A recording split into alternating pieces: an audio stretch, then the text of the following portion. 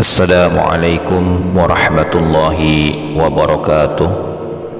Bismillah, alhamdulillah, wa la hawla wa la quwwata illa billah. Ashhadu an la ilaha illallah wahdahu la syarika lah, wa ashhadu anna sayyidana wa nabiyyana Muhammadan abduhu wa rasuluhu alladzi la nabiyya ba'dah. Allahumma salli ala sayyidina Muhammad wa ala ali sayyidina Muhammad. Amma ba'du, para teman-temanku sekalian, para saudara-saudaraku yang budiman, alhamdulillah, bersyukur kita kehadirat Allah subhanahu wa ta'ala atas berkat limpahan rahmat dan maghfirahnya.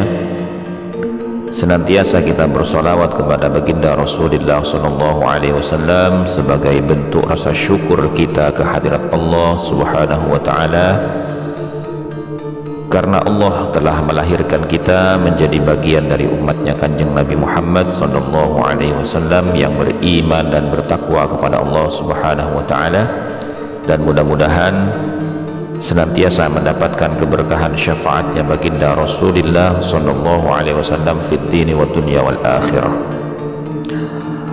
Baik, pada kesempatan kali ini kita akan melanjutkan kajian kitab Minahus Saniyah Alal Wasiyatil Matbuliyah pada bagian yang kedua. Kita lanjutkan setelah bagian yang pertama membahas tentang taubat dan tingkatan-tingkatannya, maka kita akan masuk kepada pondasi daripada setiap makom yang akan dilalui oleh seorang hamba di dalam meningkatkan kedekatan dirinya dengan Allah subhanahu wa ta'ala sampai wafatnya. Bismillahirrahmanirrahim. Wa bada'a asy-syaikhu bit-taubati li'annaha asasu likulli maqamin taraqqa ilaihi al-'abdu hatta yamutah. Syekh Al-Matbuli mengawali kitab Minahus Saniyah dengan bab taubat, karena taubat ini menjadi pondasi bagi tiap-tiap makom yang akan dilalui oleh seorang hamba sampai dia meninggal, sampai dia wafat. Fakama anna man la arda lahu la bina'a lahu, maka sebagaimana bahwasanya barang siapa yang tidak punya tanah, la bina'a lahu, maka dia tidak akan punya bangunan, karena tidak mungkin orang itu akan membangun di tanah yang bukan miliknya, atau di tanah yang tidak ada izin baginya untuk mendirikan bangunan di tanah tersebut.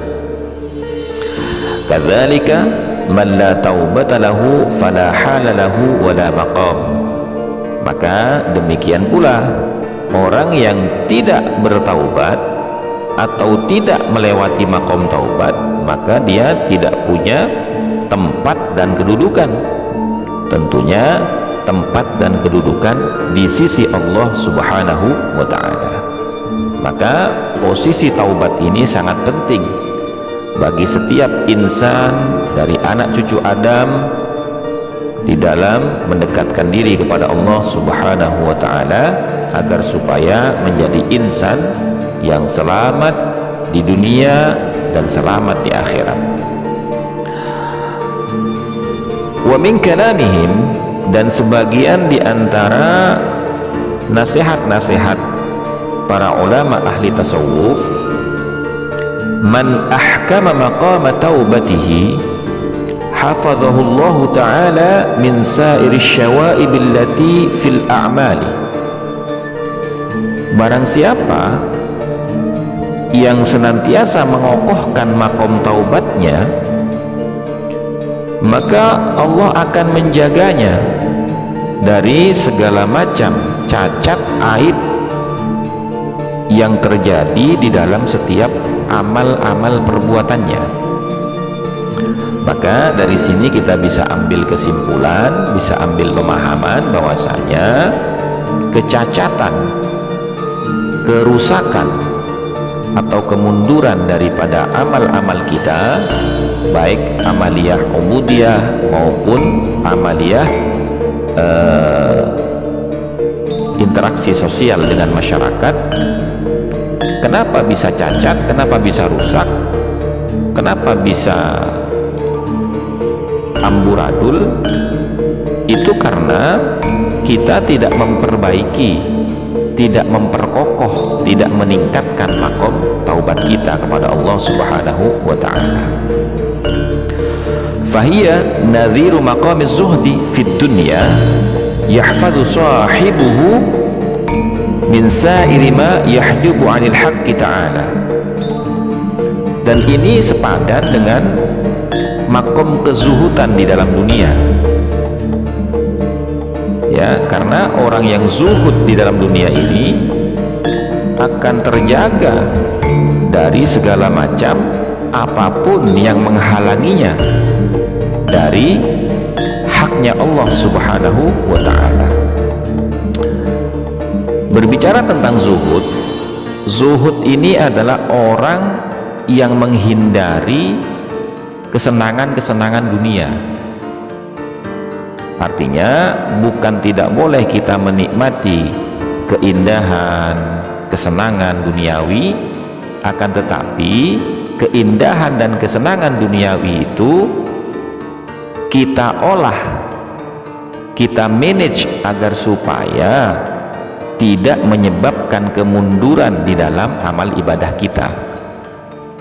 Nah, itu disebut makom zuhud, orang yang betul-betul tidak terpedaya dengan kesenangan dan keindahan dunia di dalam menjalankan peribadatan kepada Allah Subhanahu wa ta'ala.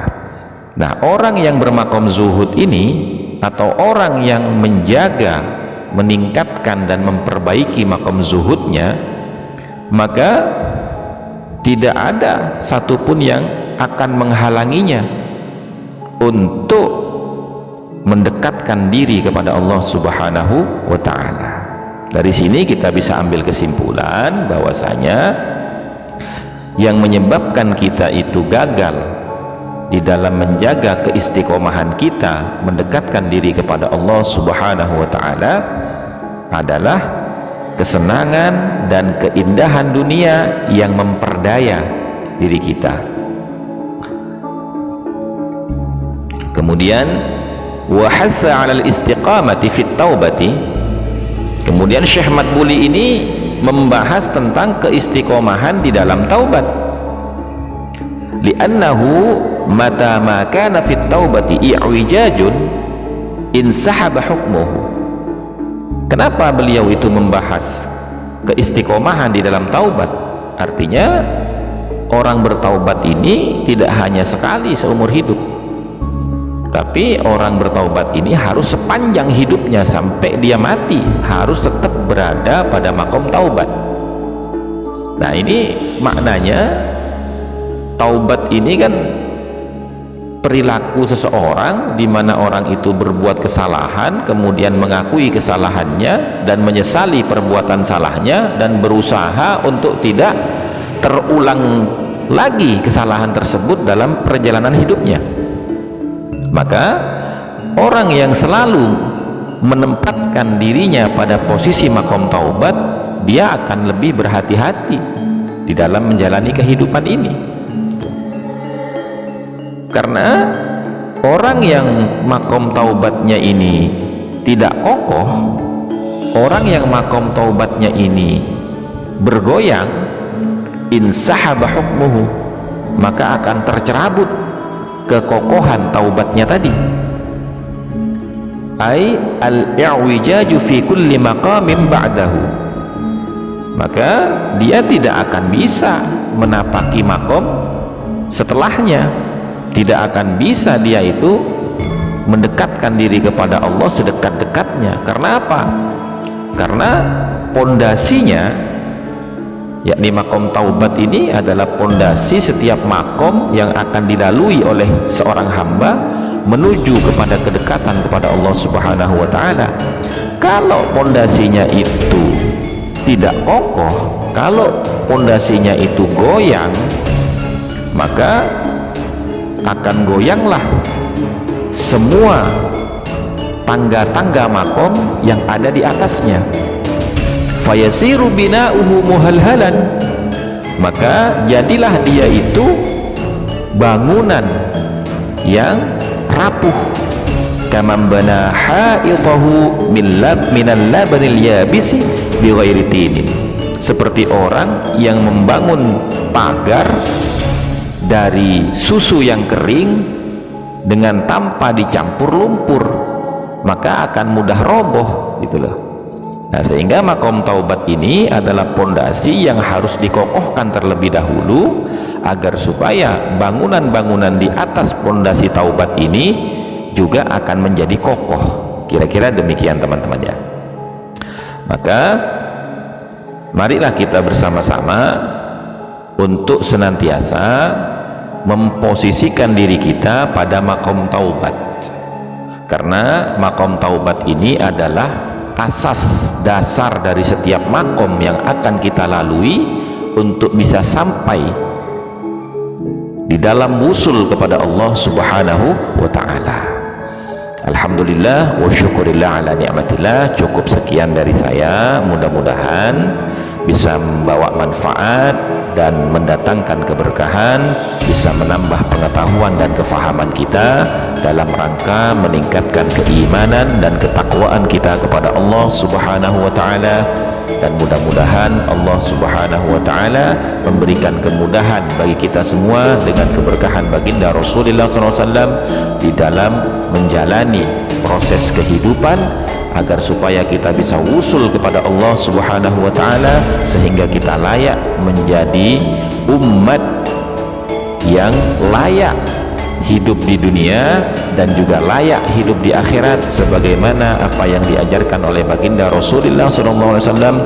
Dan mudah-mudahan kita semua senantiasa mendapatkan hidayah, mendapatkan taufik sampai ajal menjemput kita dalam keadaan husnul khatimah. Amin Allahumma amin. Akhirul kalam wallahul muwafiq ila aqwamit thoriq wal afu minkum. Assalamu alaikum warahmatullahi wabarakatuh.